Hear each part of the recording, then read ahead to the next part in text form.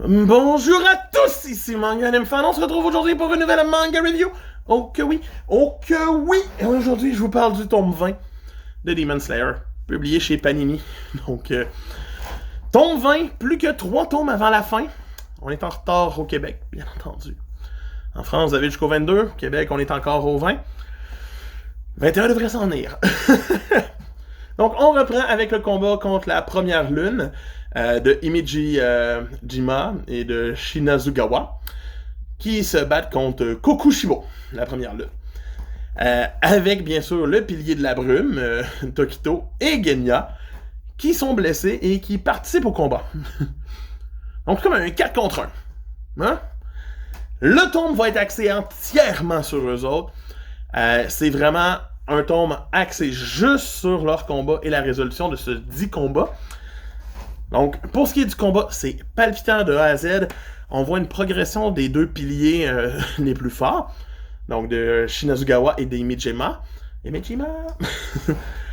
On va voir la fin de deux autres personnages, bien sûr, parce que l'auteur nous est dit comme ça. Donc, Genya s'en sort pas. À moins qu'il se relève dans le prochain tome, mais c'est ça qui est ça. Et le pilier du brouillard aussi perd totalement la vie. C'est cute. Mais c'est un sacrifice pour arriver au bout du pilier de la lune, la première lune, avec des images, encore une fois, magnifiques. J'ai juste hâte de voir l'animé. Ce qui m'a le plus déçu de ce tome-là, de ce combat, c'est qu'éventuellement, on a un mini flashback qui arrive sur le frère jumeau de la première lune, qui était le premier, la personne qui maîtrisait le souffle du feu, qui est son frère jumeau. On voit leur duel, qui est vraiment beau. On voit son frère mourir, et on voit la première lune faire genre... J'ai perdu contre lui, puis s'il avait respiré une fois de plus, il me tuait. C'était ça, là. Mais ça, c'est super bien amené. C'est un short flashback. Tout va bien. On voit la fin du combat par la suite. Et on tombe dans un vrai flashback ensuite sur toute la vie de la première lune et de son frère jumeau.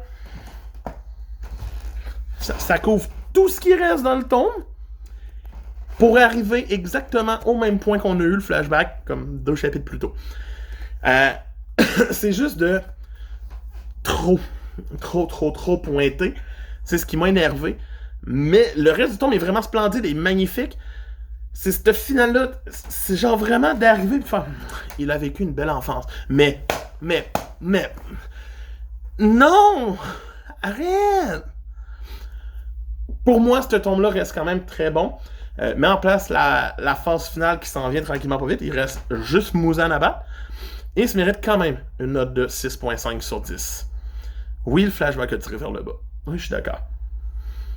De Manga Fan qui vous dit à plus. Bye!